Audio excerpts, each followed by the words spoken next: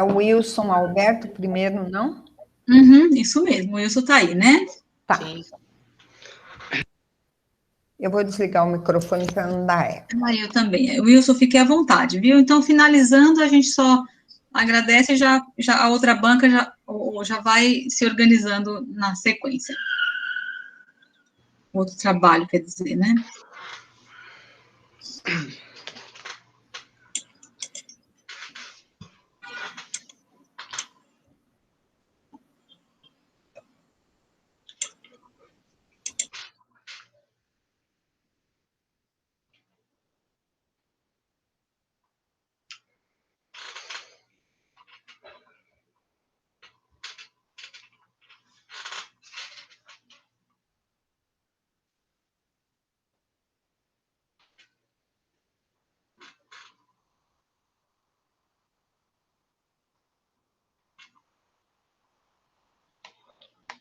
Aí vocês vão apresentar o PowerPoint ou eu?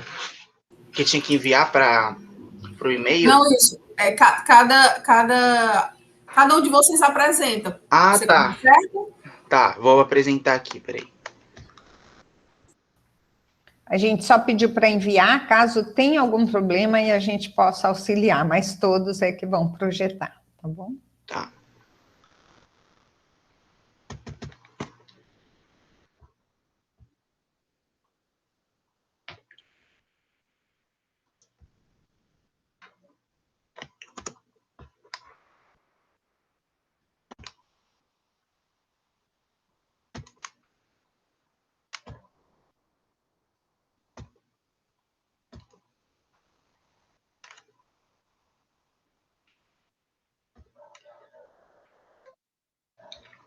Deixa eu ver, tá aparecendo para vocês?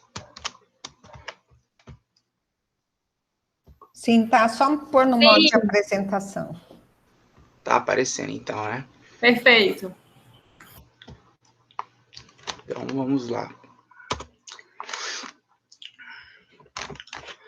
Você consegue pôr em modo de apresentação, Wilson? Eu coloquei, vê se tá aparecendo agora. Eu acho que você está na janela errada. Ah, é? Peraí. Não tá aparecendo o PowerPoint? Está aparecendo, mas sem estar no modo de apresentação. Para mim aparece que tá no modo de apresentação. Luana, sabe alguma coisa disso? Acho que podemos seguir, não, Sirlene, assim? Eu acho que dá pra, é isso que eu ia dizer. Eu acho que dá para a gente visualizar direitinho. Dá para ler. Okay. Dá para ler. Ah, tá. Ah, entendi. Será que é assim? Coloquei em tela cheia? Não está aparecendo, Wilson, em tela cheia, mas dá para ler. Acho que pode seguir. Tá bom. Então, bom dia a todos. Meu nome é Wilson Alberto. Eu sou formado em Educação Física pela Faculdade de São Vicente, UniBR. Sou formado em licenciatura, né?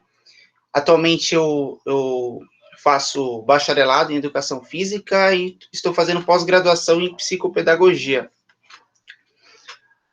Sou de São Vicente aqui, na cidade próxima a Santos, 013. Então, a introdução, né, para começar, para vocês entenderem do que se trata, né? Em 2017, quando eu comecei a faculdade, eu fui convidado a ser voluntário de uma equipe chamada Fast Wheels, né? É uma equipe paralímpica de atletismo, onde tem atletas de pré e alto rendimento. E o que seria o Fast Wheels Kids? O Fast Wheels Kids é uma extensão da equipe Fast Wheels. O Fast Wheels Kids, são aulas que acontecem ao sábado, que tem tanto pessoas com e sem deficiência, mas principalmente pessoas com deficiência, e que a sua metodologia é o esporte adaptado, o esporte paralímpico e as brincadeiras e jogos. Então, acontecia de forma presencial, né, e agora com essa pandemia começou de forma remota. Bom, aí tem alguns conceitos aqui que alguns autores se debruçam e é importante nós passarmos por eles para entender, né, algumas coisas que às vezes são confundidas. Então, Ries e Reeve, eles dizem que as sensações são a impressão dos órgãos receptores. Então, ou seja, o tato, né, então, quente, muito frio, a gente consegue perceber. O paladar, quando está muito salgado, muito doce. A audição, né, muito alto, muito baixo o som. Então, é a atividade dos sentimentos. Então, as sensações são atividades dos sentimentos em si, né, que a gente consegue perceber. As emoções, segundo Bock, Furtado e Teixeira, elas acontecem, elas são expressões de afeto com o mundo exterior a nós, e que ela se relaciona por uma coisa que é esperada e também uma coisa que é inesperada, que pega de surpresa, né? Elas são reações intensas e breves, e elas fogem do nosso controle, né? E, então, a gente acaba manifestando, né, com o nosso corpo. A manifestação corporal nossa, ela diz tudo. Então, a pessoa que está fora, né, ela consegue observar quando a gente tem aquele impacto emocional, né? A gente consegue controlar. Às vezes a gente tenta chorar, né? Às vezes a gente... Wilson, Oi? só um minutinho. Feche tua tela cheia, porque para nós não está mudando o slide. Não tá. Trabalha só com slide. Isso aí. Sim, agora tá melhor, né? É isso. Obrigada.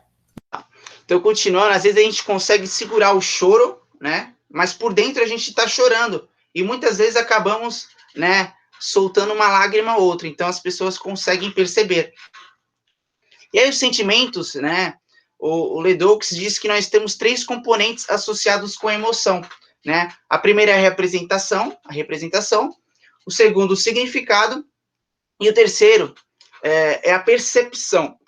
Então, vamos pegar um exemplo bobo aí, para tentar entender o que ele está dizendo. Então, vamos supor que uma menina bate num menino, né? Uma criança, são crianças. Esse menino chega em casa, ele começa a chorar, né? E lá no pensamento dele, ele começa, né? Se sentir triste. Então, qual seria a representação? A imagem da menina batendo nele. O que seria o significado? A dor que ela causou nele. E qual seria a percepção? A consciência de tudo isso. Então, o sentimento é a consciência de alguma coisa que ele passou e que está reproduzindo ali no cérebro dele naquele momento. Aí nós temos o Damasio 2000, ele está dizendo essa distinção, né, desses 3 conceitos. Então, as sensações é uma atividade puramente perceptual dos nossos sentidos. As emoções, elas são breves e intensas, então elas acontecem de uma forma que a gente consegue demonstrar para outras pessoas, né? Porque é algo esperado ou inesperado. E os sentimentos, eles são a atividade em si, né? Que a pessoa está reproduzindo ali, né? Então, é de uma forma subjetiva. E ela não demonstra para as pessoas, mas está dentro ali do cérebro dela, ela está se sentindo triste, né? O pensamento dela está rodando. E aí nós temos o autoconhecimento. Meneghetti diz, né, que o autoconhecimento tá ligado com o ato de aprender. Então, às vezes a gente olha para dentro, né, de si, e a gente com o autoconhecimento a gente consegue ver quais são os nossos valores, quais são as nossas crenças, né? O que de fato constitui a gente. Então a gente começa a perceber, caramba, por que eu faço isso, né? Por que eu agi dessa forma? Então, o ato de aprender, ele anda junto, né? Cadê? Foi. Então, aí... voltando. Então, as emoções, né, elas acontecem na região subcortical, que é a região mais antiga do cérebro, e os sentimentos acontecem nas regiões neocorticais, que é a região mais nova do cérebro, na evolução humana. Então, a gente costuma dizer que é uma estrada de mão dupla, né? Então, ou seja, o sentimento, ele a emoção, ela gera um sentimento, e também o sentimento, ele gera a emoção. Ou seja, às vezes a pessoa está triste, ela está com aquele pensamento muito acelerado ali, pensando naquilo que deixou ela triste, e de repente ela começa a chorar, se emocionar. Então, ela também, o sentimento, ele pode trazer a emoção à tona. Então, o objetivo dessa atividade, que eu vou falar mais à frente, é estimular o autoconhecimento das experiências sentimentais dos alunos do projeto. Por que o autoconhecimento, né? Então, o autoconhecimento coloca eles para observar por que eles sentiram aquilo, por que eles agiram daquela forma, o que de fato fez eles agirem daquele jeito. Então, o autoconhecimento nesse sentido. E aí a metodologia, né? Então, esse projeto, ele acontecia de forma remota, e começou a acontecer, acontecer de forma presencial, e aí começou a acontecer de forma remota. E aí, o que eu fiz? Eu tinha uma atividade preparada chamada Dado dos Sentimentos. Eu falei, por que não adaptar, né, ao online? Então, eu fiz um papelão, né? Vocês podem ver aqui a imagem, né, do dado. Aqui tem só uma parte pegando, né? Então, representa o medo. Então, era um dado dos sentimentos negativos e outro dado dos sentimentos positivos. Aqui tem uma imagem em branco, né? Que tá escrito imagem, que eu acabei pegando da internet uma representação facial daquele sentimento, né? Então era um sentimento positivo e outro negativo. Usei o papelão, então fiz lá 6 lados, grudei com papelão, pintei, escrevi o nome, e a dinâmica, ela funcionava da seguinte maneira. Então, era no Google Meet, então tinha uma lista, né, tem a lista das pessoas que estão ali presentes. Então, eu começava pelo primeiro. Então, eu apresentava para ele os 2 dados, com a câmera do celular. Eu mostrava ali, né, então eu jogava os 2 dados, e aí mostrava pela câmera do celular qual foi o resultado, qual foi o sentimento negativo, por exemplo, tristeza. E o positivo, mostrava pela câmera o dado, o positivo. Então, vamos supor, tristeza, alegria. Aí eu entrava num site de psicologia e eu apresentava o conceito de cada sentimento, para a pessoa ter uma maior clareza. Então, ela pegava, ela resgatava um recorte da história dela, que ela sentiu aquilo, e ela falava, relatava para a gente ali na aula. Então, era dessa maneira. Então, aí terminava o primeiro, ia para a segunda pessoa. Às vezes a gente não conseguia terminar, a gente continuava em outra aula. Então, a gente tinha, a metodologia do Fast Wheels era, né, os esportes adaptados e os paralímpicos, e as brincadeiras e jogos. Só que nesse ambiente remoto, a gente não conseguiu aproveitar o esporte adaptado e o paralímpico. Então, a gente pegou as brincadeiras e jogos e adaptou de forma online. Bom, aí os resultados, né?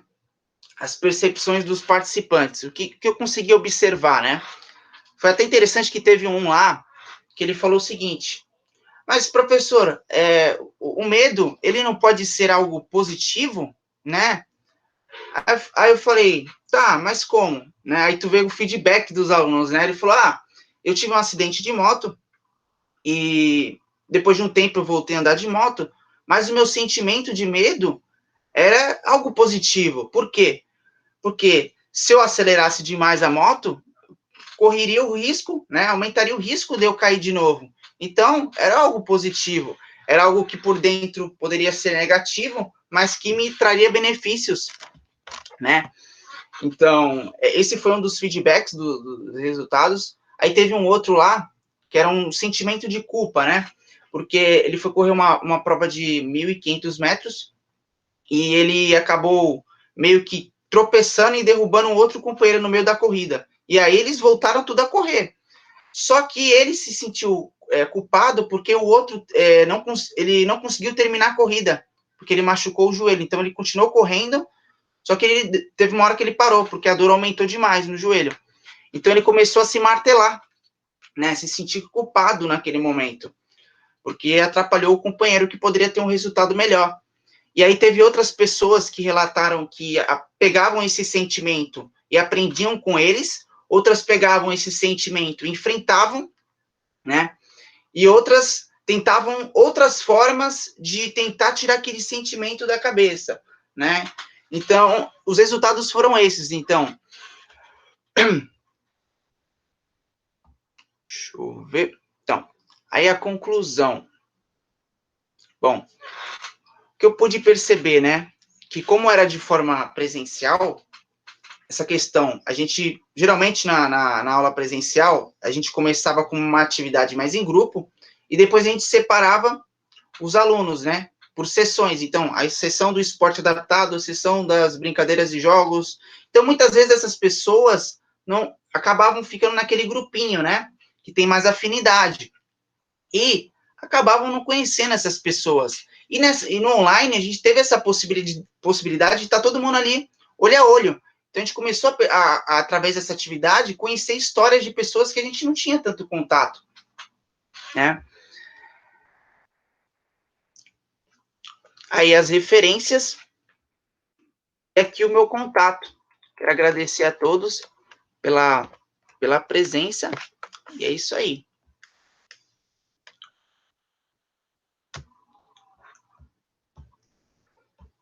Deixa eu ver se parou. Foi.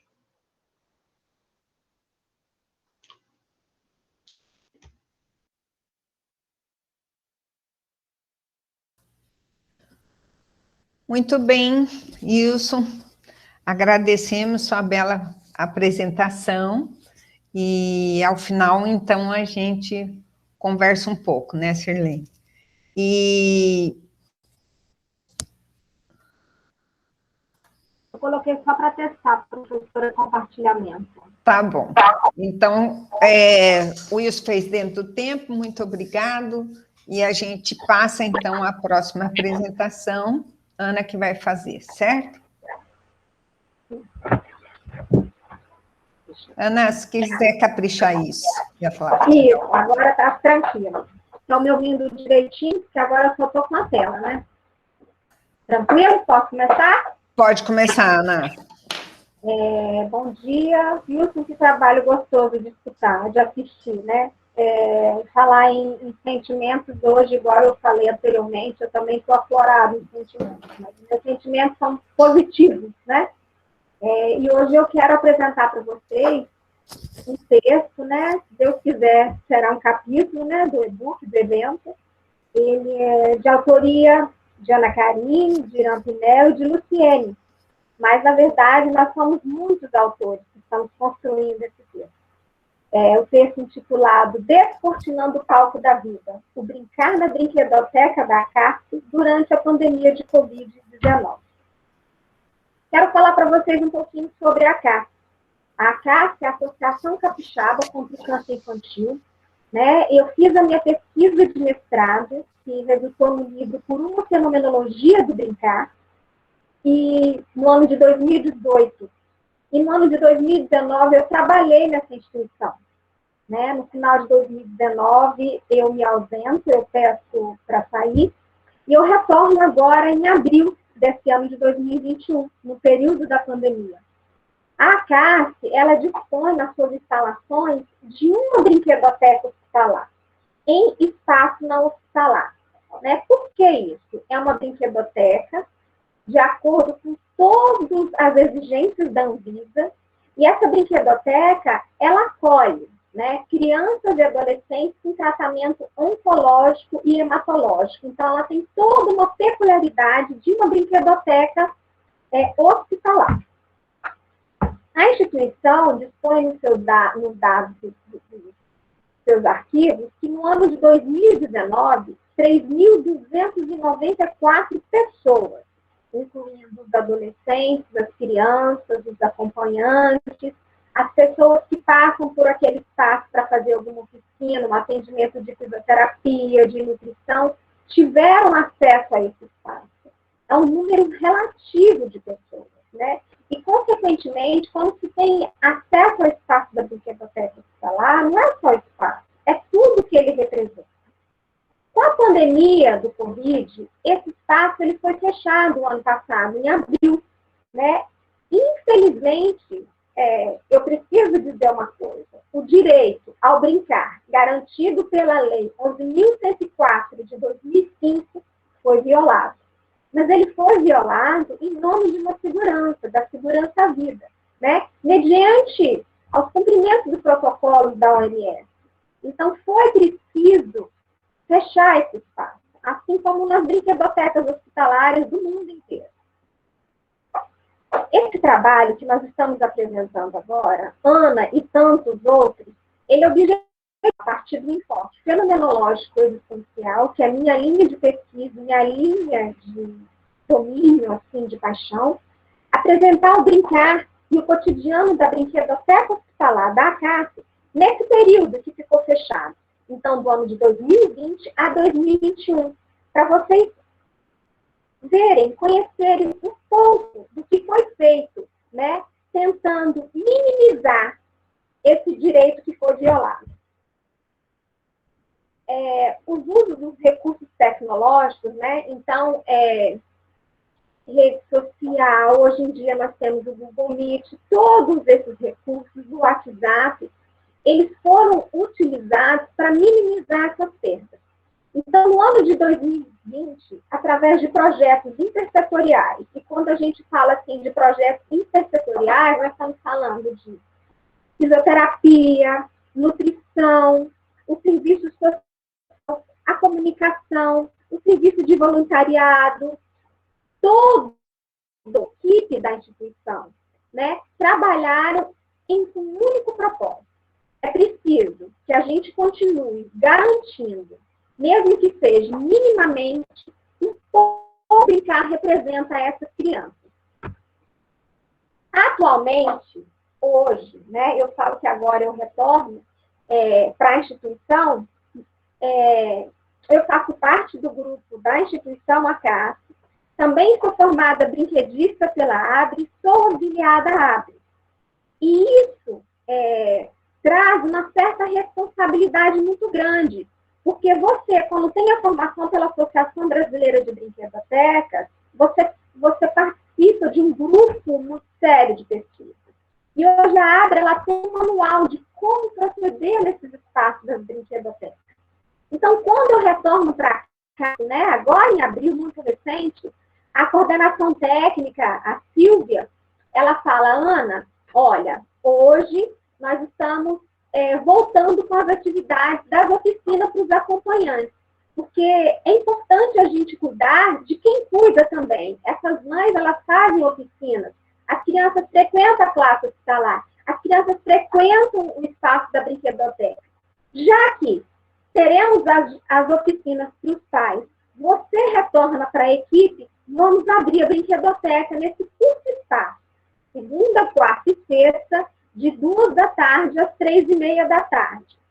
E aí a gente começa a colocar em prática tudo o que está instruído pelo guia de orientações para as brinquedotecas em tempos de pandemia, né, da Covid-19, organizado pela ABRE.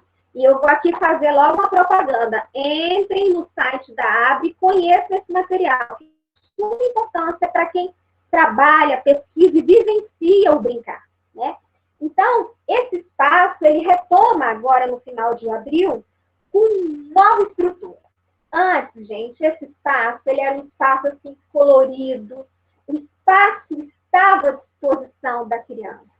Agora, com essa nova roupagem, nós temos um acervo que está à disposição da criança. E eu vou apresentar mais à frente. Então, esse acervo agora, que é muito restrito, ele está à disposição mediante toda a precaução. Então, eu chego uma hora, higienizo, tem o cloro, tem o álcool, a água, o sabão, tudo é feito com todo cuidado, né? E, lógico, mediante o uso de máscaras, né? Tudo que a gente precisa fazer. O material, ele é pensado, as atividades desses 3 dias da semana, para as crianças que estão na instituição. Então, eu vou lá naquele acervo, né? O serviço social fala assim, Ana, hoje nós temos 2 crianças, né? Nesse horário, porque às vezes elas ainda estão no hospital. Então, eu separo o material para a idade das crianças e ofereço um brincar. Eu falo que é um brincar direcionado, né? No sentido que ele tem poucas opções, mas ele ainda é livre. A criança criança escolhe o que vai fazer com aquele brinquedo. Aquele brinquedo está ali. Eu não preciso apresentar. A criança se apresenta a isso. Então, as prateleiras estão vazias, mas a brinquedoteca continua tendo a sua importância. E aí a gente dialoga com essas obras, né? Com as obras com teóricos tão importantes, como Cunha, Pérez Ramos, Lindiscuti, a professora Finlândia, a professora Beatriz, e a própria obra que foi a minha dissertação de mestrado. E faz evidente que, a partir desses relatos todos, desses teóricos, dessas pesquisas, que esse espaço da brinquedoteca da CAF, ele perpassa. Sim, claro, há uma concepção de uma sala colorida e cheia de brinquedos. A importância do brincar hoje, experienciado em plenitude por essas crianças e adolescentes, que eu digo para vocês, nós todos somos demasiadamente humanos, é algo que irrompe a pandemia, né? Não pertence ao tempo prompt. É tão pouco a finitude da vida, e não só a finitude da vida por conta do tratamento oncológico, mas a finitude da vida que o Covid nos apresenta, né? Porque hoje nós estamos lidando com essa finitude, o mundo, né? O brincar, ele irrompe esses obstáculos e torna-se uma extensão corpórea de um ser que é vivente e que carrega o sentido da vida. Esse sentido da vida, muitas vezes, é atravessado pela escola, né? Em meio, hoje, à pandemia, nós estamos ressignificando não só a nossa existência, mas como brincar. E, diante disso, eu posso afirmar para vocês que esse brincar, em meio a uma sala vazia, ele desvela, além da garantia do brincar enquanto verbo.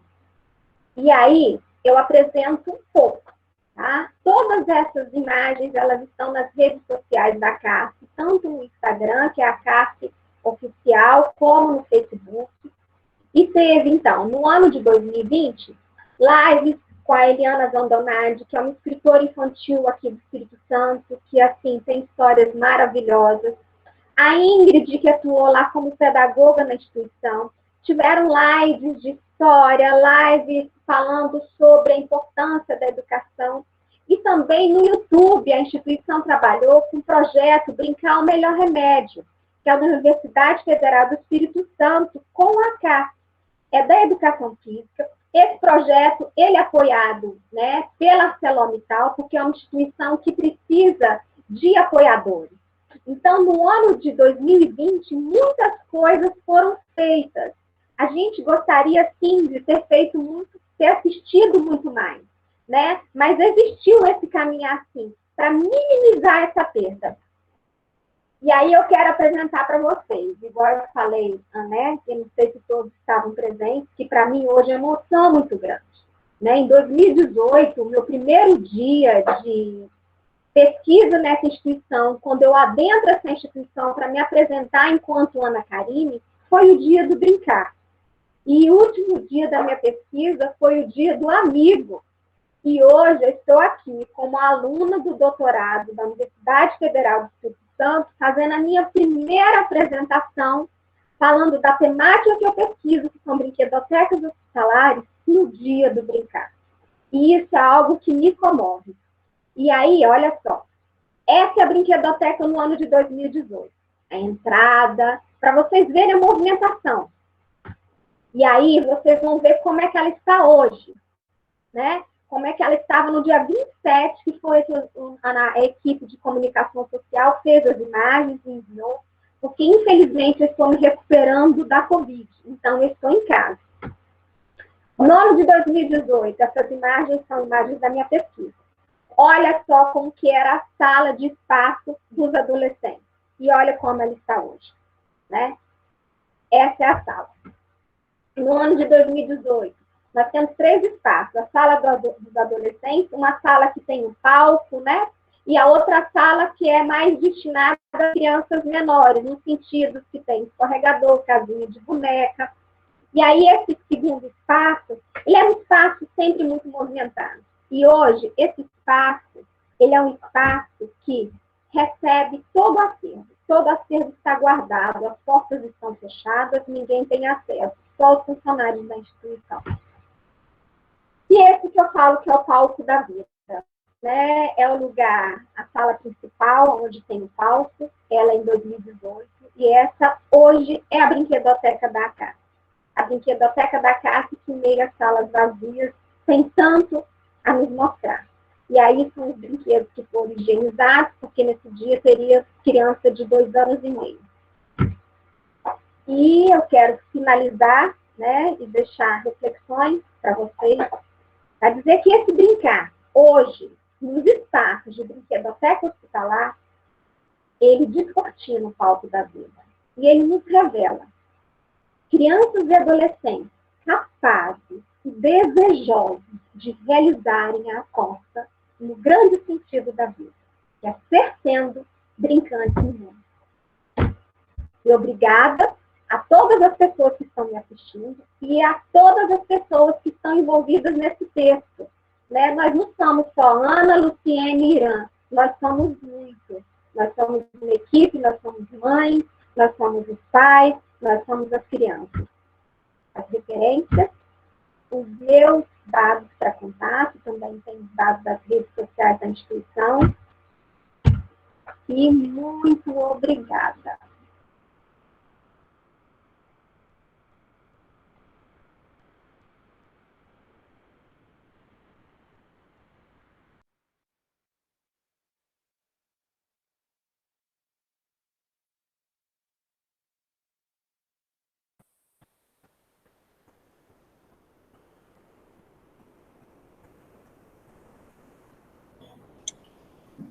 Muito bem. Eu não sei como que a gente estava, professora, era só, a gente comentava alguma coisa? Não, era só passar, né, que deu uma falha no meu computador e depois eu não sei como foi mas só aguardar o pessoal se apresentar. Acho que eu sou a próxima. Isso, Bruna, isso mesmo. Certo?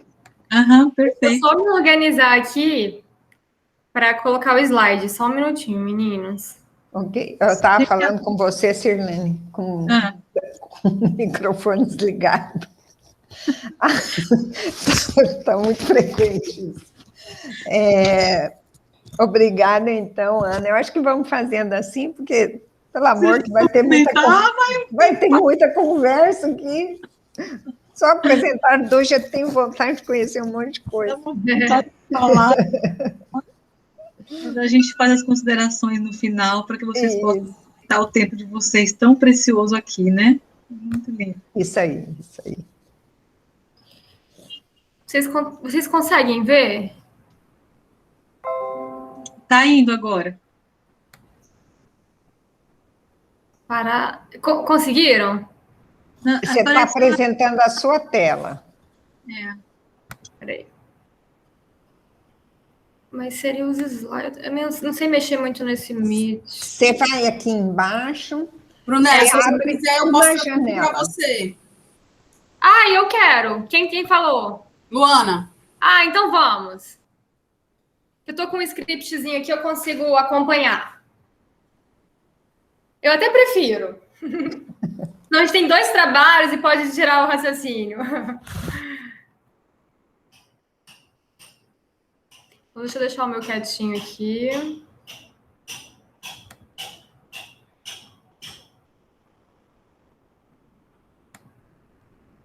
Tá aparecendo já?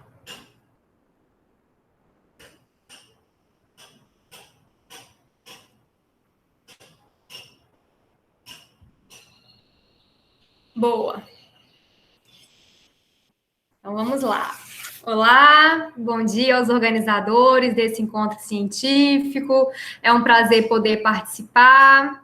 Bom dia às coordenadoras do presente grupo de trabalho e também aos colegas que já falaram e aqueles que ainda falarão, né, que farão as apresentações.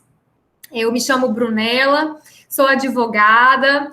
Vou explicar um pouquinho da minha participação nesse evento, pelo fato dessa diferente formação profissional de vocês, né, que é mais voltada para a área da educação, mas eu vou trazer a minha justificativa. Sou mestre em políticas públicas, aluna especial do Programa de Direito da Universidade de Brasília. Eu pesquiso sobre direito, políticas públicas e educação.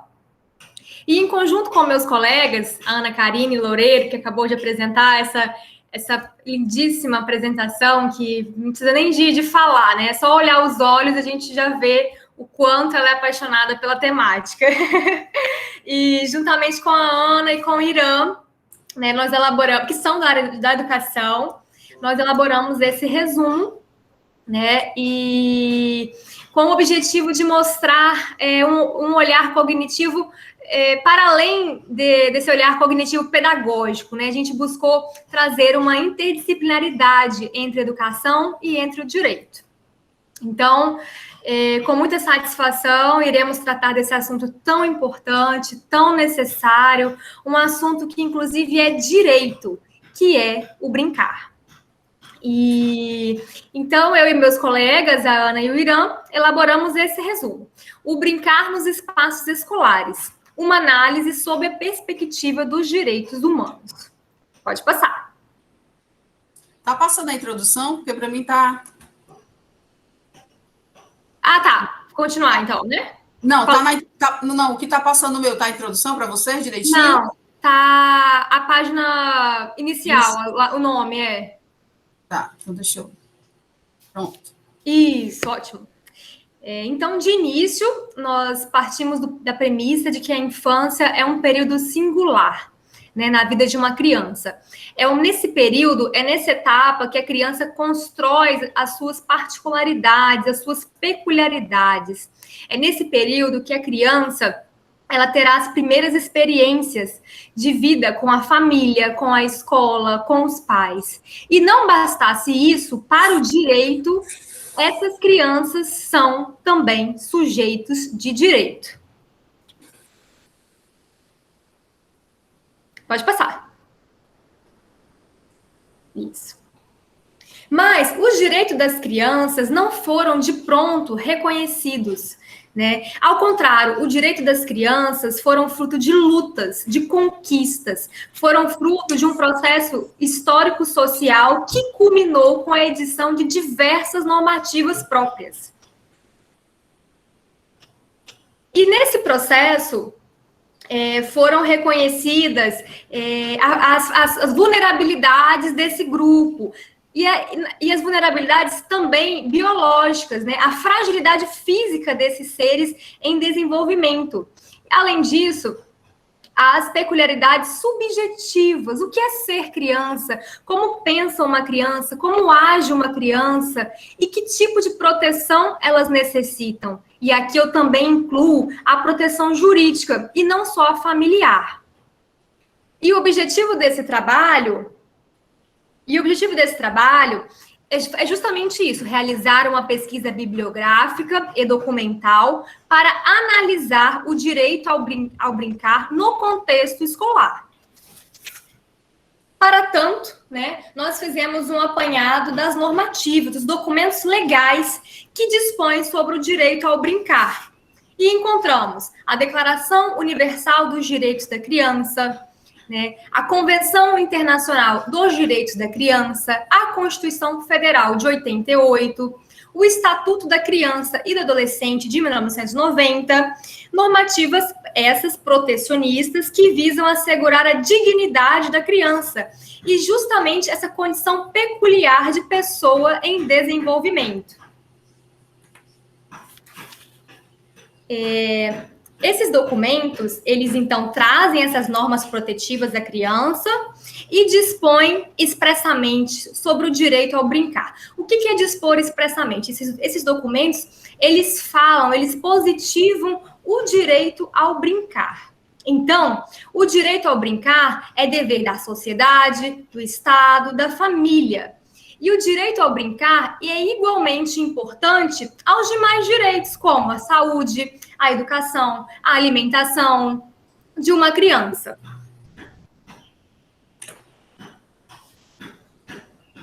E a literatura, por sua vez, ela diz que o direito ao brincar é essencial para o desenvolvimento cognitivo da criança. Por quê? Porque constitui uma forma de apropriação de espaços, de criação, de ressignificação. O brincar, ele fomenta sonhos, né? A criança, quando brinca, ela se torna protagonista daquela vivência.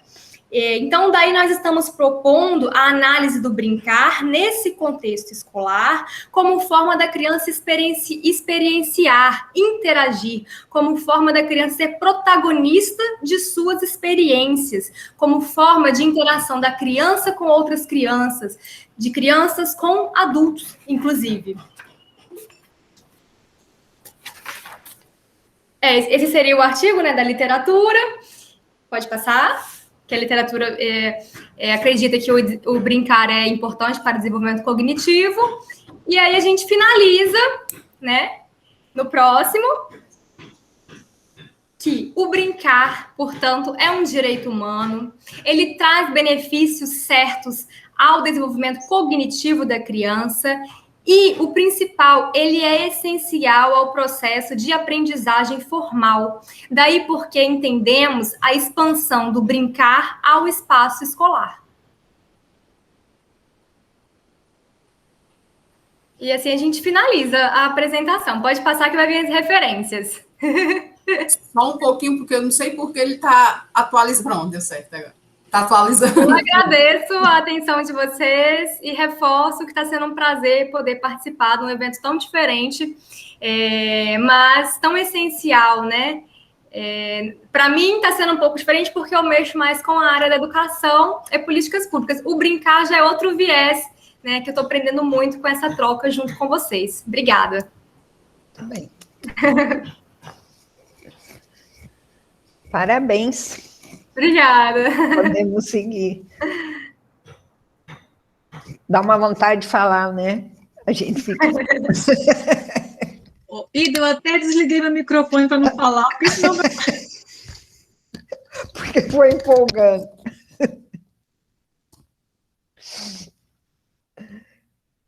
Quem temos agora? A leitura como possibilidade do brincar. A Maria Edineide. Ótimo. Pronto.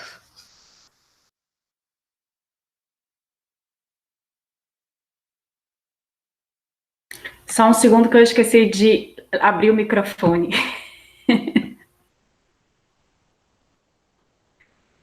Parou a apresentação. Só um minuto. Tá.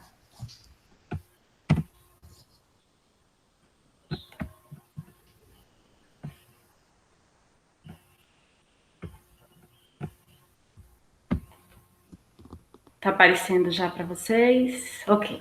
Está. Bom, gente, bom dia. Me chamo Edineide Torres, eu sou arte educadora, sou professora no Instituto Federal do Sertão Pernambucano, IF Sertão. Estou falando aqui do interiorzinho de Pernambuco. Estou achando incrível a diversidade de territórios que estão presentes no evento, né? E isso para mim uma troca muito importante. Hoje eu estou afastada do trabalho para cursar o mestrado em Educação, Cultura e Territórios Semiáridos na Universidade Estadual da Bahia.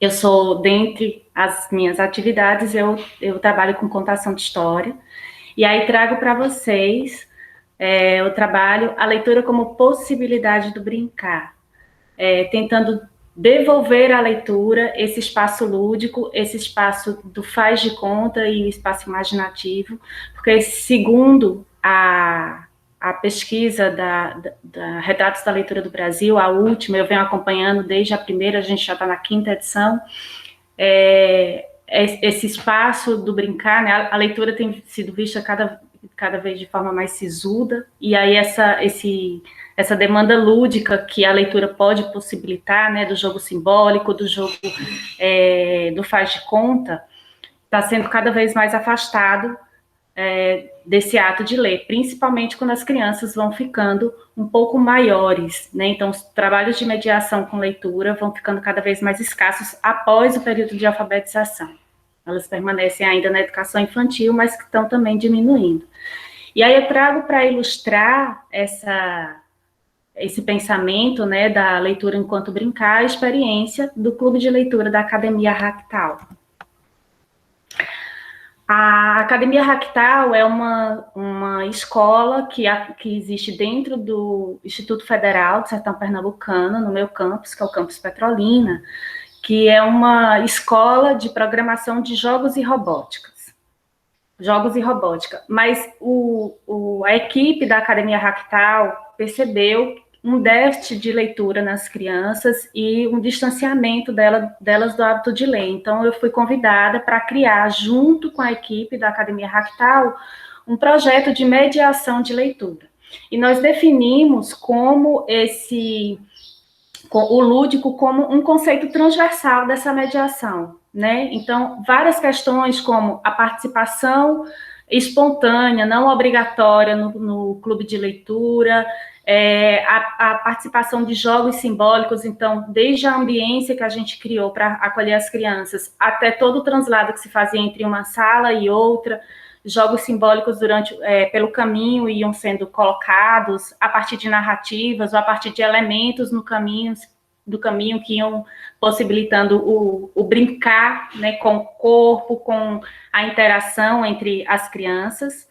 Obviamente, a leitura, né, e aí a leitura entra aqui, tanto como o acesso a um acervo bibliográfico diversificado, como também esse trabalho de mediação, promovendo contações de história, roda de conversa, tendo como princípio, e aí isso fundamentado no lúdico, de que esses jogos, essas leituras não eram também, essa mediação não era entregue fechada, né? Então, a contação de história, ela era trabalhada sempre deixando essa abertura para que as crianças tivessem uma escuta ativa e elas pudessem também ir construindo a história junto com a gente a partir da imaginação. Né? Então, os personagens nunca eram entregues prontos, não tinham um modelo do que era esse personagem, mas tinham indicações de como ele poderia ser construído. E um outro princípio utilizado foi o princípio da gamificação, que trabalhava justamente a questão do engajamento, do envolvimento, as questões emocionais que são pertinentes ao jogo para que as crianças pudessem aderir ao clube de forma espontânea. Dentro dos estudos teóricos, e que depois a gente pôde verificar na prática, na experiência, a gente encontrou vários elementos que aparecem tanto na leitura quanto no jogo, né, o jogo do faz de conta e o jogo simbólico, quando a gente observa essas duas ações, ler e jogar, pela lente do brincar. Então, nas duas, elas são atividades multiculturais, ou seja, eu tenho a possibilidade de conhecer outras percepções de mundo, eu tenho a possibilidade de conhecer outras referências culturais, a partir da troca com os meus pares, a partir da interação com o que o livro apresenta.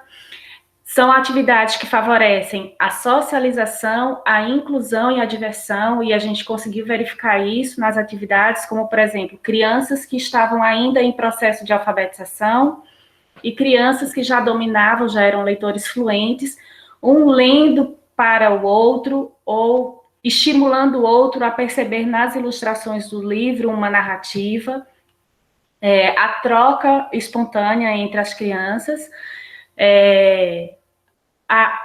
a forma como essas duas atividades vão atuar sobre as subjetividades, porque a partir do momento em que eu tenho acesso às minhas emoções, tenho acesso a novas informações, a novos símbolos, eu vou reelaborando a minha percepção de mundo, tanto na leitura quanto no jogo. A gente pode perceber que elas envolvem construtos emocionais e sensoriais a partir das experiências cognitivas, e aí, como talvez um conceito mais amplo, existe a ampliação dessa leitura de mundo, essa percepção e, consequentemente, uma ampliação também da atuação do sujeito, que se sente mais seguro e mais pertencente ao lugar em que se encontra. Dentre as atividades que foram feitas no clube, a gente fez uma atividade chamada Hoje é Dia de Personagem. Foram vários dias de personagem, não foi um único dia, a gente teve 8 encontros, e o objetivo desse jogo era estimular o imaginário, a criatividade e também o hábito de ler, né? A leitura entrando aí como um elemento que ia conduzir esse imaginário, essa criatividade. Como eu sou arte educadora, sou do campo das artes, a gente achou interessante aproximar esse universo, porque a arte também é esse espaço que amplia o imaginário, a criatividade. Então, a gente tinha experimentos com recursos cênicos, musicais e visuais, e depois, no fim do processo, fazer as crianças perceberem as contribuições das leituras que foram feitas para que eles pudessem criar em diferentes suportes e realizando vários modos de brincar com essas informações, né? Então, aí está o desenvolvimento, a realização das conversas literárias, às vezes de forma espontânea, às vezes direcionada com contação de história ou jogos, a criação dos personagens, que foi o centro, onde as crianças utilizaram a autoimagem, né? Então, o próprio corpo delas, utilizando acessórios e imaginando como seriam os personagens. Então, nas conversas, existia um levantamento, ou se estimulava a percepção da diferença entre os personagens, como esses personagens surgiam, como eles se comportavam, que características eles tinham, e a partir disso, depois, na brincadeira com elementos cênicos, as próprias crianças inventavam seus personagens, né? E aí, depois, essas montagens foram fotografadas e as crianças foram inserindo elementos ficcionais nesse personagem a partir da autoimagem, com recursos visuais, né? Então, trouxe aqui para vocês algumas imagens. A gente tem aqui a primeira imagem, que é uma roda de leitura. Essa turma aqui é uma turma de 7 anos, então tinham crianças já com domínio de leitura e outras ainda em processo de alfabetização. Eles estavam lendo gibis aqui, tem esse movimento da troca espontânea. Essa outra turma, que era uma turma já maior, de 14 anos, a Academia Ractal atende crianças de 5 a 17 anos, né, dentro do registro de 5 a 14 anos, mas as crianças acabavam permanecendo no projeto. Então, a gente chegou a atender crianças jovens de 17 anos, né, e aqui, elementos do Hoje é Dia de Personagem. Aqui no canto esquerdo da tela, as crianças usando os adereços, fazendo pose, caras e bocas, para pensar quais eram as características dos seus personagens. A gente fotografou isso, e depois eles saíram colocando elementos, né, transcendendo essa coisa do real e colocando elementos que não podem ser concretos, tipo virar lobisomem, ter cabelo de fogo, ter superpoderes e voar. Então, todo o jogo do faz de conta. Esses trabalhos, eles depois eram expostos na sala, e então o próprio ambiente do clube de leitura virou esse espaço do faz de conta, e a gente criou oportunidade para que eles entrassem na sala sem nenhuma atividade direcionada, e espontaneamente, ou eles se dirigiam para os livros, ou eles iam fazer essas brincadeiras de faz de conta. Então, um personagem se encontrava com outro personagem, e eles começavam a criar lá as suas histórias a partir das imagens que eles iam visualizando. Bom, gente, nas minhas considerações finais, a gente pôde experimentar, né, no projeto Ractal, como o jogo de faz de conta ele contribui com essa integração, né, dessa realidade das crianças que saem de um processo de afastamento da leitura, que sai de um processo de vulnerabilidade, e que, a partir dessa integração com os pares e do estímulo a essa imaginação, eles foram se sentindo mais seguros, articulando melhor suas ideias, se expondo mais criticamente, falando mais em público, né, e estimulando, que foi o mais interessante, a família a conhecer o clube, a entrar no jogo e a procurar a leitura, né? E aí essa reflexão para a gente é importante, porque o Latorre, ele fala como que o lúdico está virando um filtro cultural, conduzindo nossa forma de abordar a realidade. E aí ele dá como exemplo, por exemplo, todo o universo do reality show, né, de como a vida está virando um grande reality show. E isso nos preocupa como educadores, porque é preciso também ter um olhar crítico sobre isso, né? E essa experiência vai nos ajudando a construir esse olhar. Bom, então minhas referências, agradeço a escuta de vocês e encerro a minha apresentação.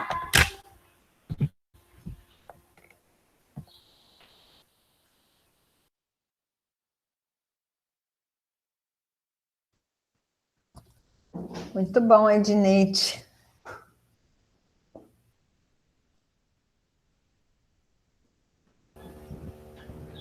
Amanda, Tânia, né, Tânia?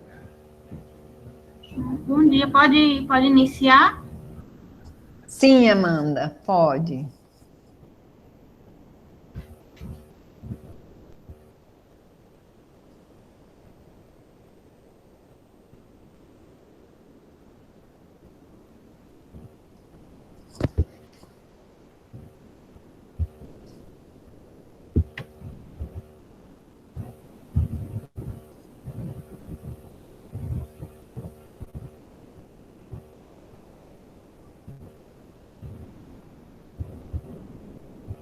Aparecendo? Sim. Ok, Amanda. Mas está apresentando Não está em modo de apresentação, mas daí você vai precisar mudar a janela, se for fazer. Mas assim está dando para ver, se você quiser ampliar um pouquinho ali embaixo, ó, onde aparece o cursorzinho, facilita. No meu está aparecendo com modo de apresentação. É porque no Meet precisa mudar a janela.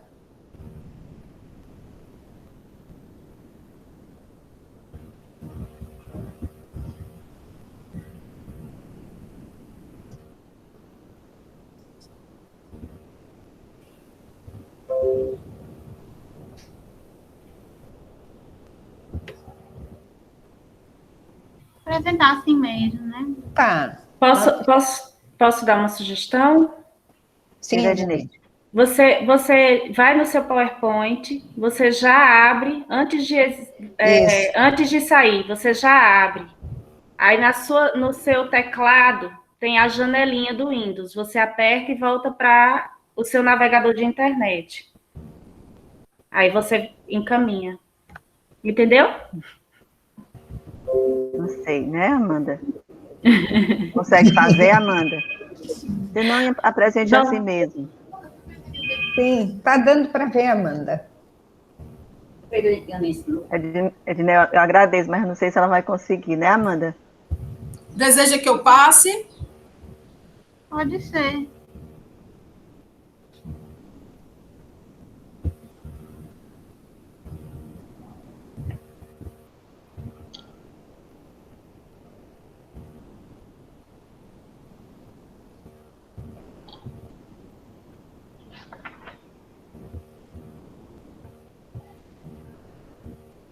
Do jeito que eu estou fazendo aqui, não está aparecendo a...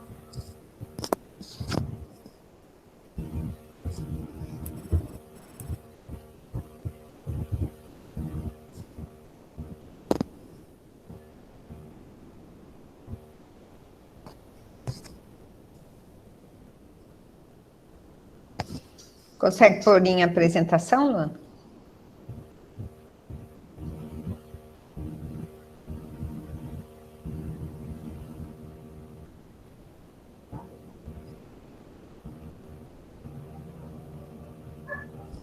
Aí. Só liberar aqui meu microfone, peraí.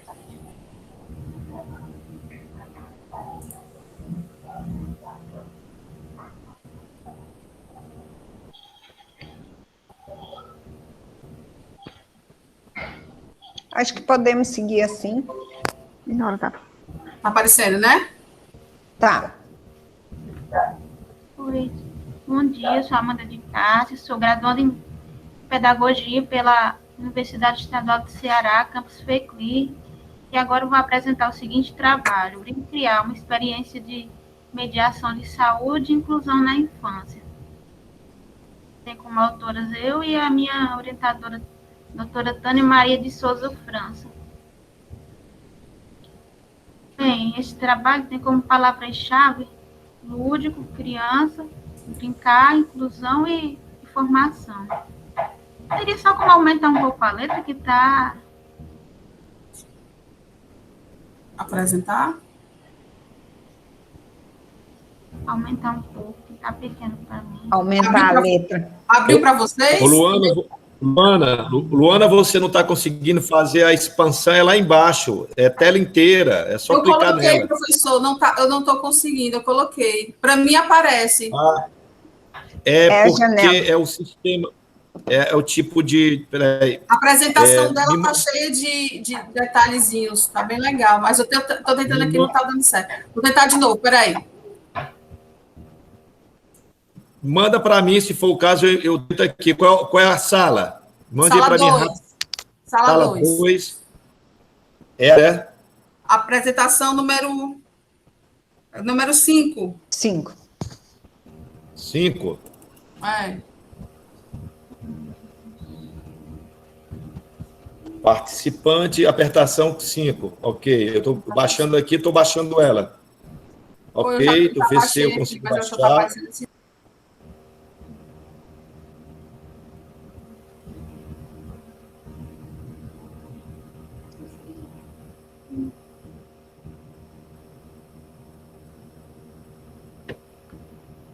Deixa eu ver se eu consigo aqui, que está baixando agora.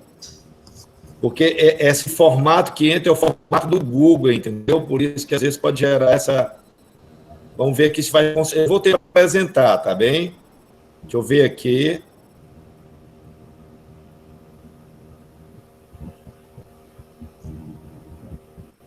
Deixa eu tentar apresentar aqui, ver se eu consigo, se não, vamos apresentar da forma que está aí. E é por isso que é interessante também enviar em PDF, porque você pode apresentar em PDF, não tem nenhuma uma inconsistência.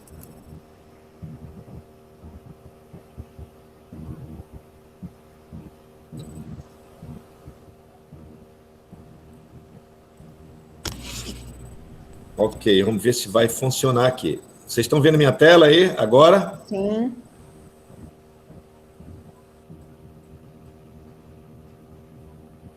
Apareceu tela inteira?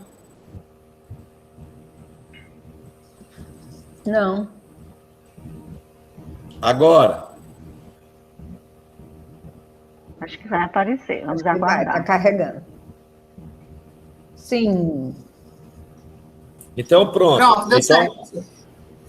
Luana, você tem que clicar na parte superior direita, que é abrindo no Google, aí você consegue depois apresentar a tela cheia, que ele vai automaticamente... Eu estava tentando, o Nora tinha dito que podia ser direto do Drive, eu acho que pode ter sido isso. Ok, vamos lá. Pronto, por gentileza, eu vou acompanhar você agora. Vamos lá, Amanda.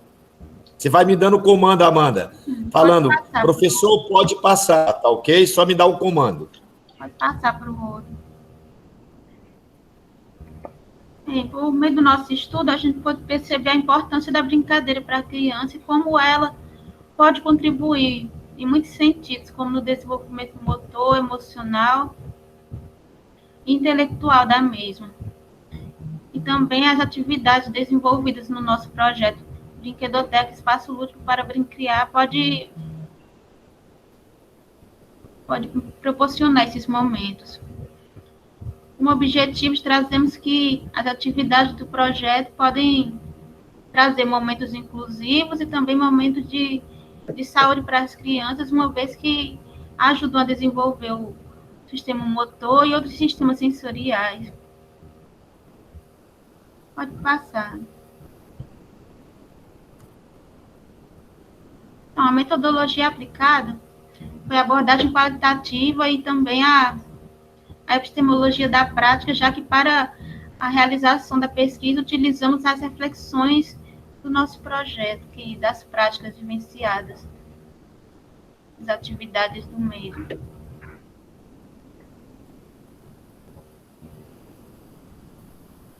Então, o projeto Brinquedoteca Espaço Lúdico para Brincar da Universidade Estadual do Ceará, Campus FECLI, teve seu início em 2017 e caminha junto com o projeto de iniciação artística com as mãos na arte, experiências estéticas e artísticas na universidade, do qual eu faço parte. E eles dois promovem atividades brincantes para as crianças do município de Iguatu, levando elas para a brinquedoteca do campus, para elas terem um novo espaço, novas brincadeiras e conhecerem também novos equipamentos. Até antes da pandemia, todo mês as crianças iam para a brinquedoteca num determinado dia e os bolsistas realizavam suas atividades com elas, contação de histórias, Também tinha atividades dirigidas, atividades livres, para deixar a criança desenvolver no mundo imaginário. Pode passar. Bem, como já dito, um dos objetivos do nosso projeto é levar as crianças para a brinquedoteca. Também ele chegou a visitar as escolas para trazer esses momentos brincantes até o ambiente escolar das crianças, até o seu ambiente. Por meio desses momentos, além de trabalhar a coordenação motora, é também possível trazer a inclusão da criança com deficiência à medida que pode gerar a interação entre pares. Pode passar. Segundo Santos, brincar é uma necessidade básica da criança, assim como é a nutrição, a saúde, a habitação e a educação. Brincar ajuda a criança no seu desenvolvimento físico, afetivo, intelectual e social. Então, vimos como é importante a brincadeira para a criança. É algo que ela necessita, não é só uma coisa simples que nem alguns pensam. Pode passar, professor. E o brincar e a inclusão. A gente pode também perceber pelo estudo a importância desse brincar para a inclusão da criança com deficiência, como já disse, por meio da interação. Porque à medida que as crianças ficavam juntas, podia haver este desenvolvimento, o respeito à diversidade. O lúdico também podia trazer esses momentos à medida que a criança queria conhecer o outro, conhecer novos espaços. E também trazer novas aprendizagens para ela.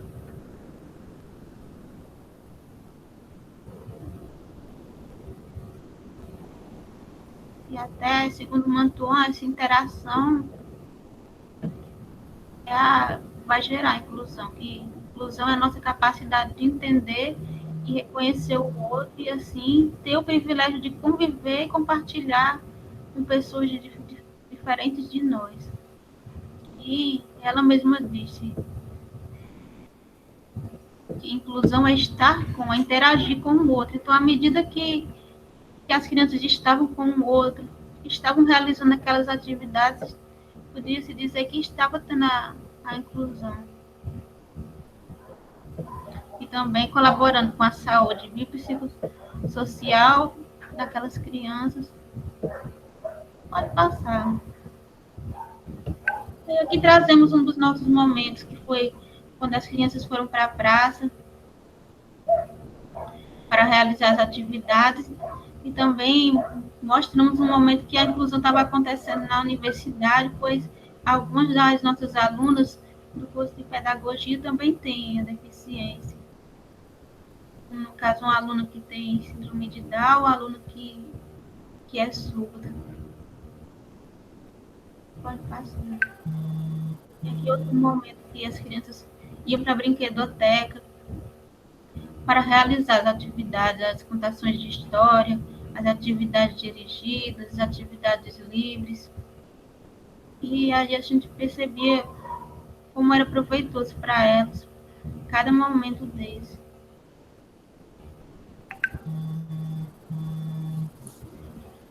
Bem, como resultado, trazemos que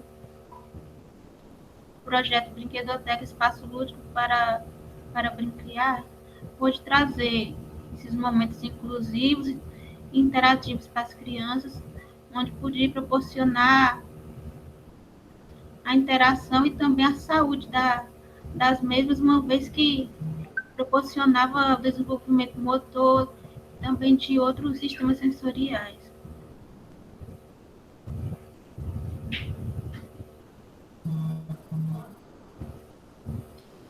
Pode passar? Pode.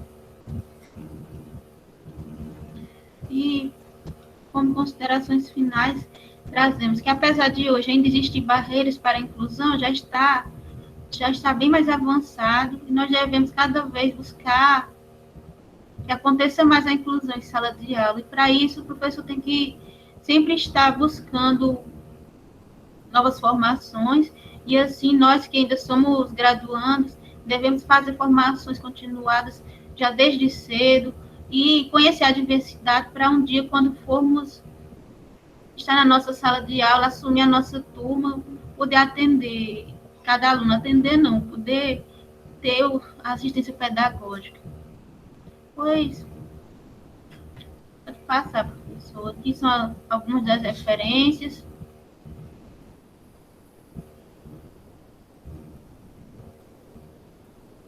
Os contatos, eu agradeço a atenção de todos e também especialmente da minha orientadora, a professora doutora Tânia Maria de Souza França.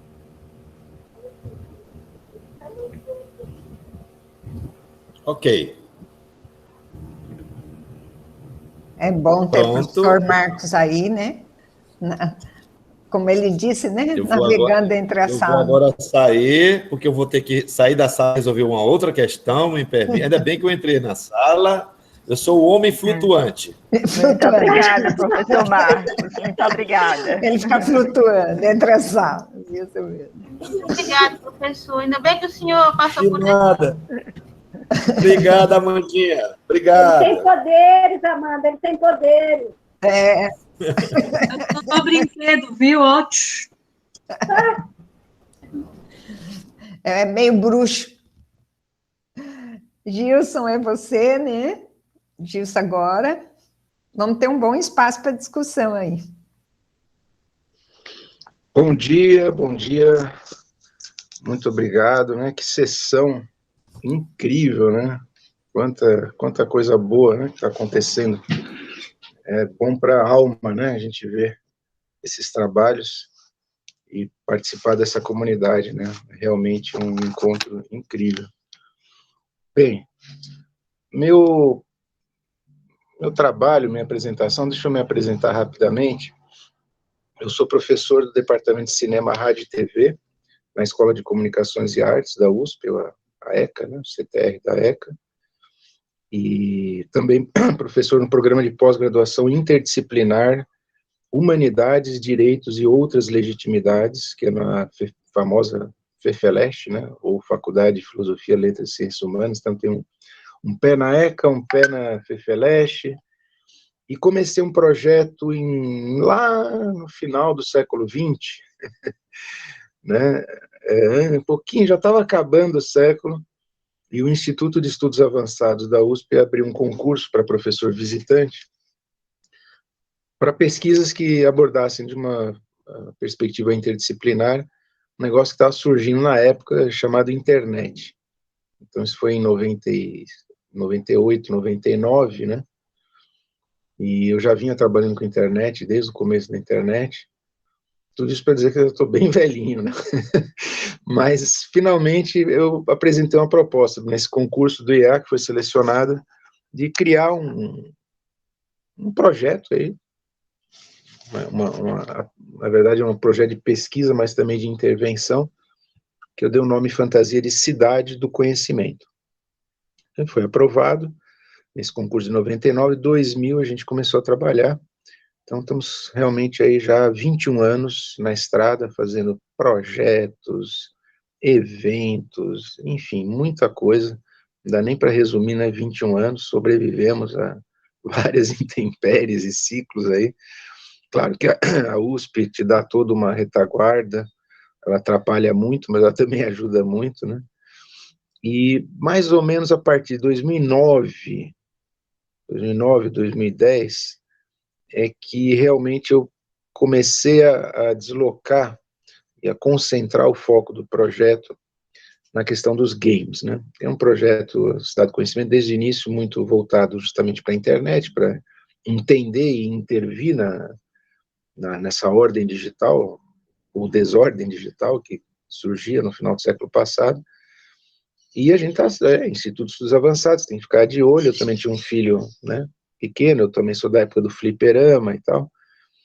E, enfim, games, né? Games vão mudar o mundo, não é só a internet, mas são os games. E realmente em 2010, a partir de um projeto na FINEP, de localizar um game que tinha sido desenvolvido na Dinamarca, eu conheci uma rede internacional chamada Games for Change, Jogos pela Transformação. E aí fui ao evento deles em Nova York. Bom, resumo da ópera, eu trouxe a Games for Change e criamos o capítulo América Latina da Games for Change, em 2010. Então já são 10 para 11 anos que eu venho propondo essa discussão, né, do game de impacto real, um game que não é apenas entretenimento, e que também não é só o game digital, né, não é o jogar, é o jogo, é o lúdico. É isso que é o nosso terreno comum a todos, né, desse encontro, né, como transformar de forma não violenta, forma lúdica, tantas realidades, né, que são hoje fonte de angústia, né, de preocupação para todos nós. Então, esse é um trabalho que eu venho realizando. Em 2018, uma agência das Nações Unidas, a United Nations Office on Drugs and Crime, o UNODC, deixa eu tirar o somzinho aqui do notebook, senão vai ficar fazendo esse barulho. A UNODC lançou um concurso internacional. Eles queriam jogos que abordassem a questão da justiça. Era uma campanha, tem até a ver com o trabalho da colega e também da área de direito, né? Era uma campanha, chamada Educação para a Justiça, Education for Justice. E eles queriam jogos analógicos, não queriam jogos digitais, porque o objetivo dessa campanha, como tantas ações das Nações Unidas, é chegar em territórios mais vulneráveis, onde o acesso até à eletricidade, o que dizer da internet, é mais precário. Então, para difundir essa consciência dos princípios do Estado de Direito, da justiça, da paz e valores correlatos, falaram, não, queremos jogos analógicos. Eles trabalham também com jogos digitais, mas esse concurso, esse edital especificamente, estava voltado para o jogo analógico. Eu tinha participado de uma Game Jam, uma Global Game Jam, que em geral são jogos digitais, mas eu tenho um fascínio, claro, porque eu sou mais velho, pelos jogos de tabuleiro, jogos de cartas e tal, né? Coisas anteriores à internet. Então, nessa Global Game Jam, eu resolvi fazer um jogo de cartas, surgiram várias ideias, e eu, a partir dessas ideias, mandei a proposta do Purposium, os desafios da justiça. E foi aprovado. Um jogo de cartas, foi aprovado, e na metodologia de desenvolvimento que eu sugeri para a ONU, não iria ser um projeto desenvolvido por mim, assim, exclusivamente, mas basicamente seria co-criado com as crianças de uma escola, preferencialmente uma escola pública, e seria então um processo realmente de criação junto com as crianças, e deixando o próprio jogo com espaço para que ele evoluísse no tempo, né, e ele se transformasse, ele incluísse, inclusive, novas cartas, né, que estavam fora do baralho, né, trazer essas cartas novas, e esse projeto foi, então, aprovado, e a gente começou a trabalhar em 2019, fizemos uma parceria, que foi muito, muito a propósito, assim, do ponto de vista simbólico, com uma ETEC, uma escola técnica no estado de São Paulo, tem a rede do Centro Paula Souza, tem as ETECs e as FATECs, né, que são escolas técnicas de altíssima qualidade, e justamente a ETEC Parque da Juventude, que é uma ETEC que foi construída sobre o terreno onde antes existia o presídio do Carandiru. Então hoje você pega o metrô, desce na estação Carandiru, não tem mais aquele presídio, né? Nem preciso dizer, né? Todos sabem do massacre que ocorreu no Carandiru, e ali hoje tem o Parque da Juventude, uma biblioteca e a ETEC. Então foi uma coisa incrível, né? Poder desenvolver um jogo com crianças sobre justiça num lugar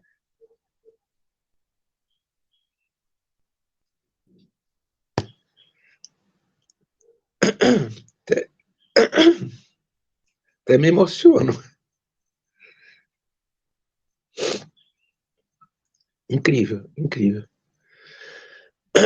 Tem ali um museu, inclusive com objetos, né, uma sala memorial do que aconteceu ali.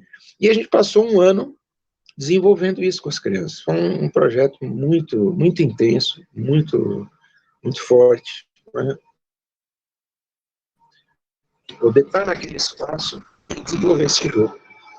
Curiosamente, né, nesse processo de criação coletiva, né, surgiram várias ideias de jogos, né, e a gente ia 2 vezes por semana, eu e uma equipe de alunos de graduação, de pós-graduação, consultores também, montamos uma equipe de especialistas e a gente ia 2 vezes por semana e primeiro percorremos a escola toda, então mais de 90 alunos se interessaram, mas sabe como é que é essas coisas, né? Uma coisa é falar quero, outra coisa é realmente botar a mão na massa e fazer.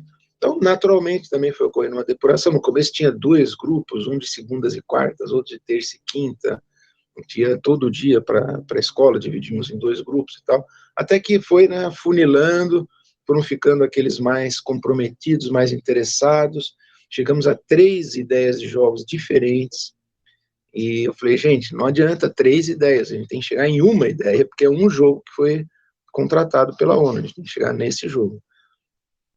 Bom, então mais conversas, e muito interessante o processo, não só de criar os jogos, mas depois de cada um pouco abrir mão do seu jogo para criar um jogo comum, né? Quer dizer, uma colaboração que vai se dando em várias camadas de consciência do que é o próprio colaborar criativo, né? Muito bonito. Chegamos finalmente num jogo, né, no final, e que curiosamente ele tinha muito, mas muito, muito, muito a ver com aquela minha ideia lá atrás, que eu tinha mantido realmente escondida, porque eu não queria influenciar, e eu fiquei maravilhado de ver que depois de um processo tão longo, aquelas ideias, elas reapareceram vindas das próprias crianças, e aquilo para mim foi uma surpresa, assim, da ordem do, sei lá, transcendental, assim, mas será que essa ideia já estava em algum lugar, e eu cheguei lá e depois nós chegamos junto nesse mesmo lugar? Fica a questão aí filosófica, né? O fato é que não era a mesma coisa, mas era muito parecido, e chegamos e criamos o jogo, testamos, fizemos o playtest e tudo mais, e enviamos para a ONU. Então foi uma experiência muito interessante, isso ao longo de 2019, então pré-pandemia, dava para pegar metrô, ir para a escola, encontrar com as crianças e tudo mais. E aí começou um processo realmente de fazer esse jogo ir para o mundo, né? Então, a primeira etapa, claro, é subir o jogo. Esse é um jogo, como ele é um jogo ele está na modalidade que é conhecida como Print and Play. Ou seja, subimos para o site da UNODC, ele está lá disponível, é só baixar, imprimir e jogar. Então, ele não precisa, obviamente, ele não é digital, mas ele tem um ponto de contato com o mundo virtual, na medida em que ele está disponível ali. Nesse momento, ele já tem as versões em português, em inglês e árabe, que traz também já toda uma outra perspectiva, por ser um projeto da ONU, e essa campanha especial patrocinada pelo governo de Doha, então, de fato, eles deram prioridade em fazer a versão em árabe, quer dizer, produzimos em português e inglês, e aí o próprio governo de Doha, na verdade foi o governo do Líbano, no final, que patrocinou essa versão em árabe. E o jogo está por aí, está circulando, e nós iniciamos, então, uma terceira etapa, né, depois da proposta e do desenvolvimento, vem a terceira etapa, que é esse jogo ganhar o mundo. Para minha surpresa, realmente foi uma surpresa, a reitoria da USP se interessou, achou realmente uma experiência inovadora, né, por trazer um tema tão sério, que é a questão da justiça, ainda mais no Brasil nos últimos anos, né? Por meio de um jogo para crianças e adolescentes. Então a reitoria tomou a iniciativa e ofereceu a publicação do jogo. Então hoje nós temos o Purpose impresso, uma caixinha, temos 5.000 exemplares do Purpose. E aí veio a pandemia. Mas temos também verba, olha que coisa, hein? Temos verba, hein? Para mandar pelo correio para quem estiver interessado. Então, para mim, importantíssimo esse encontro, o encontro com essa rede, né, porque esse é um brinquedo que a gente quer mandar para o Brasil todo. Essa é a ideia. São 5.000 exemplares. Então, tem para todo mundo. Tem recursos para fazer a distribuição, não são infinitos, mas a gente está trabalhando nos desdobramentos do próprio jogo, porque a partir do momento que ele existe, né, ele tem o seu manual e tudo mais, ele também pode ser baixado da internet.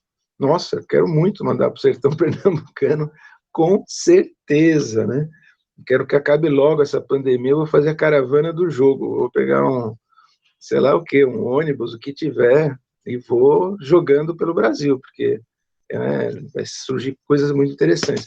Ele tem as cartas, e as cartas têm cartas em branco, porque uma parte do deck são os ícones de justiça, que a gente criou alguns ícones da justiça, mas a gente quer que as crianças tragam seus ícones da justiça. Então, Tânia, eu acho que assim, eu vou propor, né, para o professor Marcos, e com a ajuda de vocês, é que a gente faça uma parceria para fazer essa difusão. Claro, pode deixar o endereço aqui, ou mandar também para mim, né, imediatamente. Mas, claro, eu gostaria muito de fazer uma ação, porque tem muito jogo para distribuir. E a gente quer associar isso a mais atividades, porque começa a ter uma vida, que é a vida do jogo sendo jogado, causando transformações, e uma das coisas que a gente procura nesse jogo, como resultado da narrativa, porque ele é um jogo que ele é uma ferramenta para estimular uma contação de histórias sobre justiça, né? Então, a gente quer que as crianças, as comunidades, as escolas construam as suas cartas, os seus ícones da justiça. Uma carta em branco aqui. É um defeito? Não. Faz parte do jogo que novas cartas sejam incorporadas. Então, de repente, vai ter os ícones da justiça do sertão, vai ter os ícones da justiça da Bahia, vai ter os ícones da justiça do povo negro, e assim por diante, né? Então, o que nós temos aqui é uma palavrinha meio desgastada, vamos usar uma plataforma lúdica, analógica, para distribuir, brinquedotecas, enfim. E, claro, na medida em que ele vai se distribuindo e vai sendo jogado, as cartas em branco vão sendo preenchidas, outras maneiras de jogar vão sendo criadas, e como ele é uma plataforma que estimula a construção de narrativas sobre a justiça, então a etapa, digamos, pós-jogo, é que a gente receba essas narrativas, onde, por exemplo, então, eu tenho aqui, deixa eu só pegar aqui uma...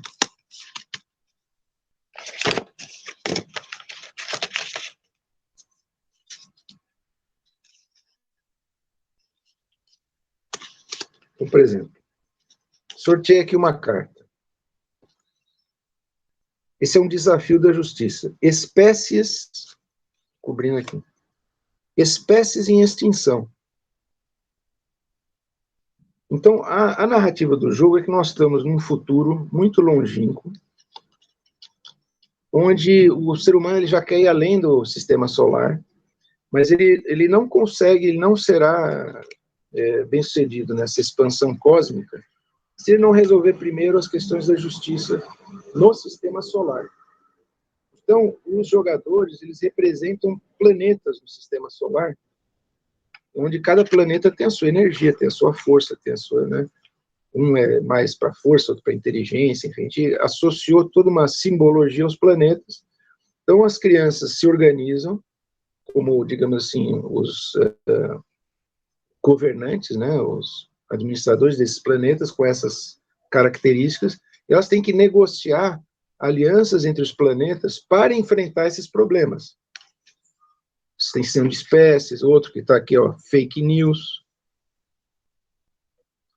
Então, como é que nós vamos enfrentar a questão do fake news? Não, chama Marte com Mercúrio, vamos invocar as forças da comunicação e do comércio, da economia circular, e vamos acabar.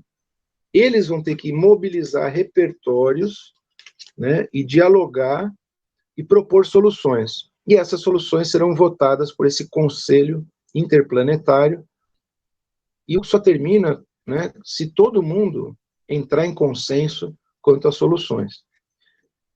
Acabado o jogo, o que a gente estimula? Obviamente que essas narrativas, essas argumentações, esses exercícios da fantasia e da imaginação sobre um sistema solar que se livrou das injustiças, sejam enviadas para a gente, né?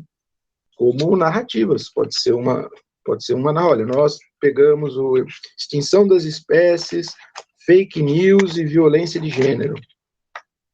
E a nossa solução é manda, pode ser uma redação, pode ser um poema, pode ser vamos fotografar a injustiça na nossa região, pode ser vamos criar cartas com os nossos... Quer dizer, o professor aí tem um papel importantíssimo, o professor, o mediador cultural, né, esse contador de histórias, é uma ferramenta que pode ser usada por muitos profissionais para mobilizar essa comunidade, classes hospitalares, brinquedotecas hospitalares, usar para estimular essa criatividade, trazer o feedback, trazer o retorno, para que isso realmente o jogo seja a inspiração de um movimento de criação de conteúdo que com o tempo vai ter conteúdos em árabe, em inglês, em outras línguas, as crianças vão se conectar.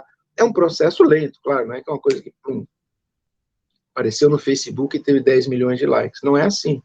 Ele é um trabalho de formiguinha, quer dizer, eu ainda estou lá com 5 mil caixas dentro do meu laboratório, lá não dá nem para entrar mais, ainda bem que, né, entre aspas, na pandemia a gente nem pode ir para o campus, então está lá, está tudo lá parado.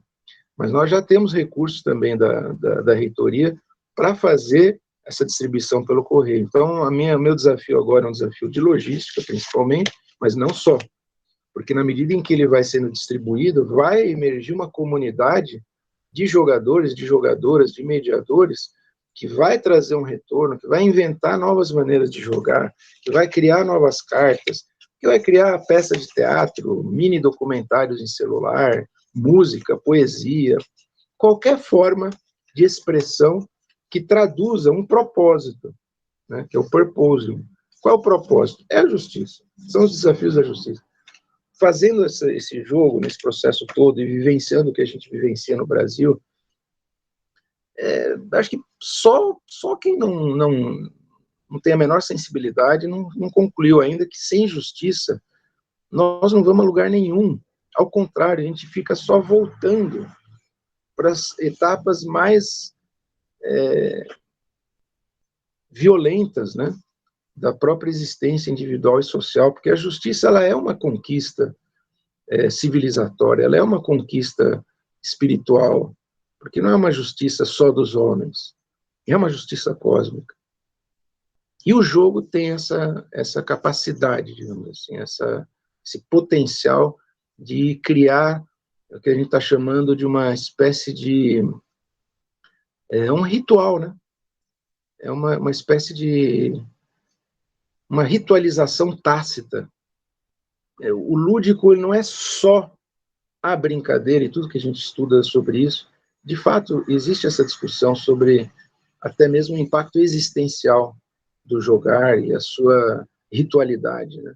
Você vai ter que chegar em algum momento em que você se entrega, se joga no mundo do jogo e, em parte, o jogo está te jogando também. Quando isso é coletivo, mesmo que seja pela internet, a mesma ritualidade ela acontece. Então, a gente fez experiências nesses tempos de pandemia, já com escolas, né, online, fizemos uma experiência de jogar internacional com o Hemispheric University Consortium, que foi agora, faz 2 meses, com estudantes de vários países da América Latina, do Canadá, sensacional, né, e aí não mandar pelo correio, o pessoal baixou, imprimiu e a gente jogou online. Então, isso está já nesse processo, vamos dizer assim, vamos dizer, missionário, né, de expandir, de procurar parceiros, de pessoas que entendam que, claro, né, sem justiça não há civilização, mas a justiça não se impõe, né, não adianta a lei... Tomada de consciência. É uma tomada de consciência, é um estado de direito, não é uma imposição de uma regra. E o jogo é isso, é sempre um universo, é sempre um mundo de regras com as quais a gente joga dentro de um espírito que tem que ser consensuado na própria brincadeira. Alguém estava contando aí de como um espaço, de repente, de leitura e de fantasia, de repente os personagens chegavam e aquilo virava ali o mundo da fantasia, porque implicitamente ou tacitamente havia a ritualização, né, daquele momento brincante. Professor... Então, eu acho que, assim, vou já encerrando, É uma grande alegria para mim poder compartilhar com vocês, com a comunidade que é do Brincar, e fica o convite mesmo para a gente juntar nossas energias, nossas conexões, espalhar o Purposium e com isso fazer uma pequena contribuição para uma transformação brincante, né? E uma brincadeira transformadora. Muito obrigado. Muito bem, encantador, encantador. Antes de qualquer coisa, eu queria pedir para o senhor colocar aí no chat os 2 endereços, tanto para a gente já poder imprimir, né, printar, e poder já começar, e ao mesmo tempo também como adquirir. Tá? Eu vou fazer o seguinte, mais simples, porque como eu estou usando o celular, ok. Eu vou colocar o meu e-mail, e aí é só mandar um e-mail, eu já mando tudo, mando o link, já manda com o endereço para onde a gente tem que enviar, que a gente está compondo essa lista. Perfeito. Nossa, Ida, eu estou aqui encantada. Gente, que coisa linda, não é? Muito. Meu Deus, olha, é difícil até começar a falar, porque, nossa, professor, olha, eu me emocionei junto com você também ali. Muito. De ver como que está transformando o mundo, né? Essa questão do game e da internet. Ele falou muito bem, né? Mas vou me ater aqui com tantas coisas maravilhosas que eu gostaria de falar. Vamos seguir o protocolo, né, entre aspas. A gente não precisa seguir tão assim, a gente está no movimento livre também, né? No sentido de escolher aqui o que é mais adequado.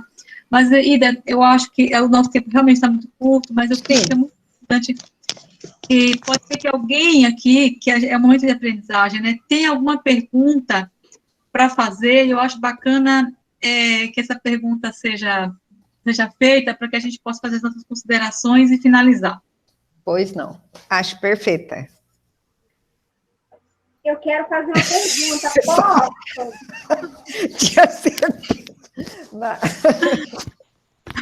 Posso? Eu quero perguntar para a Amanda. Amanda, você me comoveu, porque em meio a tudo isso que a educação tem vivenciado, em meio, a gente já sabe, as dificuldades das escolas, as dificuldades financeiras, em meio a esse caos, né? Nós nos tornamos uma minoria, nós temos voz. Mas eu quero te perguntar, você realmente quer ser professora? Porque você é uma pessoa, assim, que tem uma orientadora que eu acho que te incentiva muito. E, assim, no dia do brincar, me comove ver a pedagogia presente, né?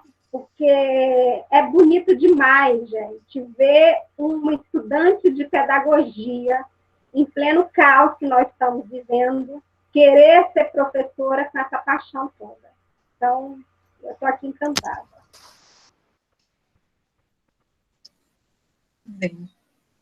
Está aberta você, Amanda? Com certeza, desde eu entrei na faculdade para fazer foi matemática, mas eu me apaixonei pelo curso de pedagogia à medida que passava os semestres. E mesmo estando nessa pandemia agora, no momento de tanta dificuldade, eu continuo com esse desejo porque eu quero contribuir com as crianças. Eu posso só completar, Amanda, né? Assim, Amanda vem, como ela disse, da matemática, e ela fazia quase que os 2 cursos, um oficial e o outro participando informalmente, né? Até que chegou o dia que ela disse que queria fazer mesmo pedagogia e fez um segundo. A gente tem um período na UES que você faz uma prova e pede para mudança de curso, né?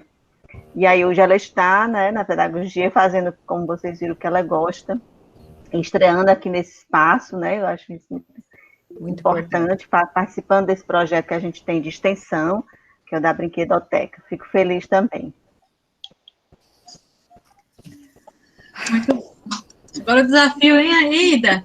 Nosso desafio aqui de falar em 3 minutos. Acho que eu vou dizer que eu fiquei muito emocionada com tudo, assim, não estou conseguindo quase conter a emoção de tanta coisa tão linda. Acho que a gente vai ficando mais velha, né? A gente vai ficando assim, né? Mas, assim, a beleza do evento, que congrega um professor de pós-graduação, que está com jogo na ONU para distribuir, e a Amanda, que está no percurso, né? Ana, que está fazendo um doutoramento, que é uma doutoranda agora, né? Ao mesmo tempo, a gente tem a Edneide aí com um trabalho, quer dizer, a Bruna que traz a questão, eu fiquei encantada com a questão da justiça. Então, assim, nossa, eu anotei um monte de coisa aqui, mas como eu disse, Cirlane, nós vamos ter que resumir. Primeiro, eu queria dizer disso, da boniteza, né? Como diria Paulo Freire, da boniteza desse evento, no sentido de congregar tantas falas significativas e militantes para o direito ao brincar, enquanto um propósito, né, professor? Enquanto um propósito. Enquanto o propósito de militar pelo direito das crianças, né? Fico muito encantada também numa questão que eu acho de fundamental importância, que a gente pôde ver em todos, que é e que para mim é um tema muito caro, que é o processo de representação, enquanto a representação e o lúdico enquanto o potencializador do desenvolvimento das melhores qualidades humanas. Né? A Sueli Mello fala isso, que o jogo de faz de conta, ele propicia o desenvolvimento das nossas melhores qualidades humanas. E se a gente pegar todos os trabalhos e for falar, bom, esse é qual é o eixo norteador desse grupo, né? Quer dizer, é isso, é o lúdico enquanto potencializador das nossas do desenvolvimento das nossas melhores qualidades humanas, né? E nesse processo, algo que é muito caro à educação, que é o desenvolvimento da criação, da criatividade. A gente acaba usando a criatividade como um termo, brincou, criou. Não, é um segundo processo. Brincou, reproduz, brincou, mas a mediação do professor, do contador de histórias, do advogado na sua área, do professor de educação física, quer dizer, de todos nós, militantes da área do brincar, quer dizer, essa mediação é importante no sentido da gente elevar a um nível superior em que a criança pode ser, deve ser, uma criadora, né, de novas coisas, né? Desde a fantasia, por exemplo, que se cria dos personagens lá da representação que...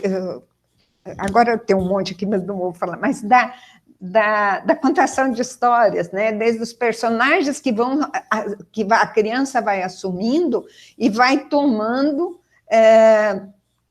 o espaço que vai assumindo e vai tomando a possibilidade de criação de novas possibilidades. O espaço do faz de conta da representação é o espaço da criação de novas possibilidades, que podem, por exemplo, como no jogo, né, se materializar à medida que você o faz, é por isso que a criança brinca de faz de conta, que você o faz no espaço do jogo, você aprende, diria assim, toma consciência, melhor dizendo, que você possa fazer no espaço dessa realidade de tantos Brasis. Eu estava aqui, eu sou de Piracicaba, que tem, né, a gente fala porta, porteira, pare, prepare, né, a gente tem isso, e eu estava vendo assim, pelo amor de Deus, quanto sotaque lindo aqui, né, quanta diversidade, gratidão, assim, eu só tenho a agradecer, dizendo assim, que eu estou terminando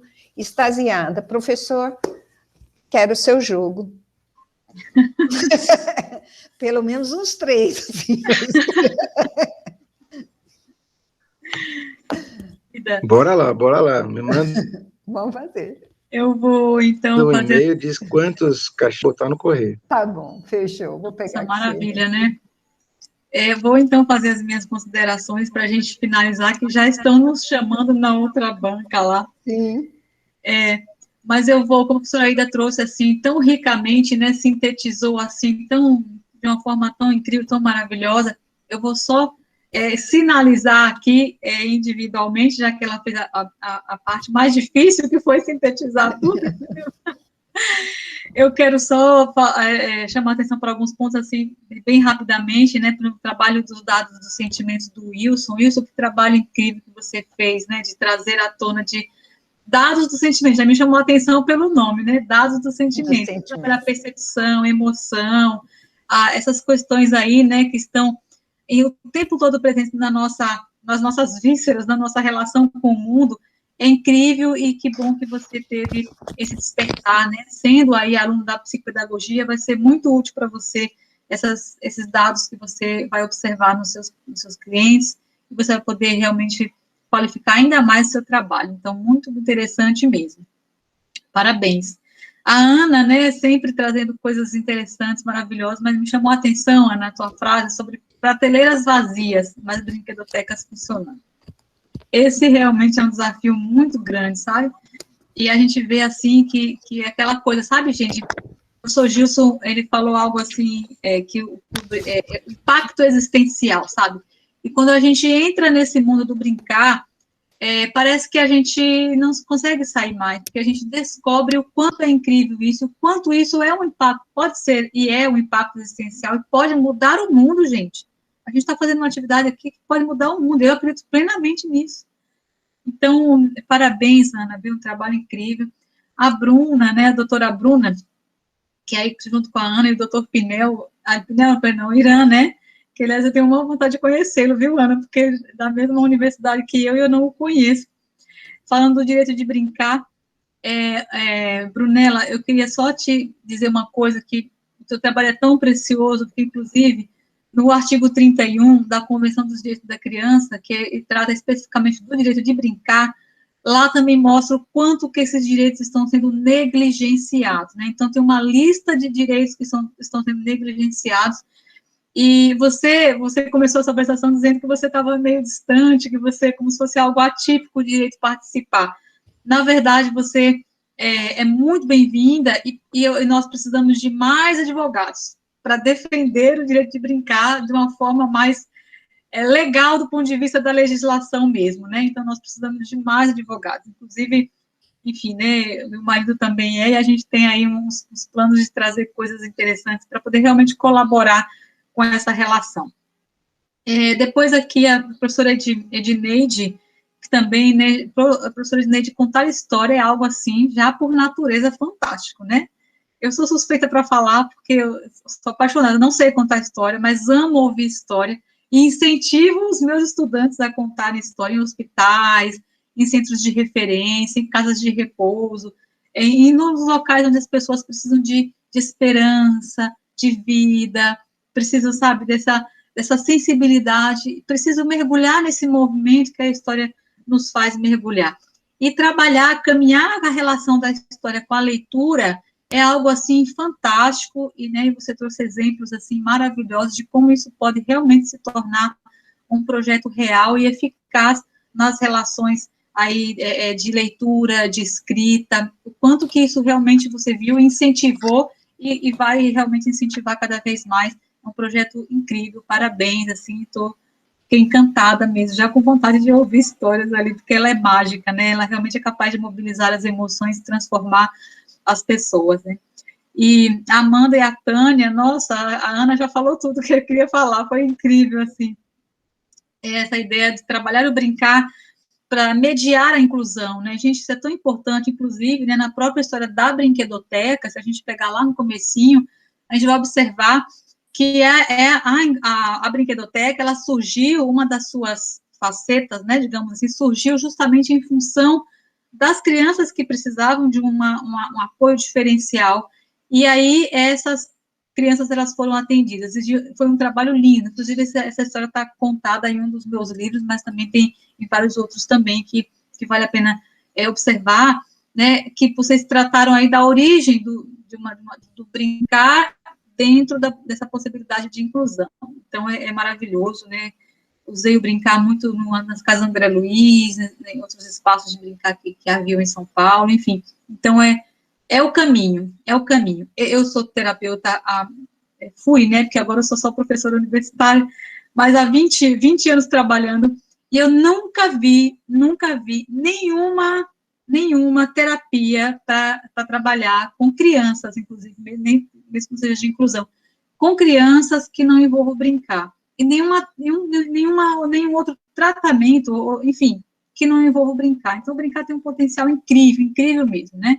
Então, parabéns, professora Tânia, Amanda. E o professor Gilson, gente, eu fiquei, assim, encantada. Como eu gostaria de conhecer mais seu trabalho, como eu gostaria de aprender mais, né? Quando você foi falando do jogo, né, o propósito, a questão da justiça, foi algo, assim, sensacional, incrível, professor, e que eu quero, inclusive, entrar em contato aí com os seus sites, com as coisas para conhecer melhor. Eu acho que vale a pena para todos nós aqui.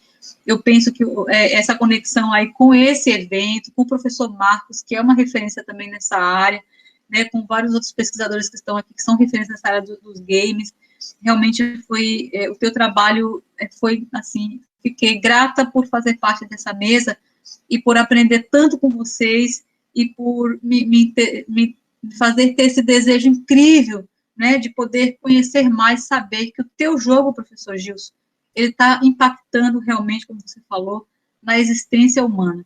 Ele também é um jogo que vai contribuir muitíssimo para que a gente possa tornar esse mundo, e eu acredito isso plenamente, a Nilce falava isso, né, Carol, que vem acompanhando aí já há bastante tempo, um lugar melhor para se viver. Então, vamos produzir, colaborar com quem produz e expandir o que já foi produzido, os jogos que podem colaborar para que a gente se torne as pessoas mais humanas, né, as pessoas mais justas. E é isso, gente. E o meu tempo já acabou. Obrigada. Desculpa, porque acho que ultrapassei. Olha, eu botei ali no chat algumas observações específicas do trabalho de cada um.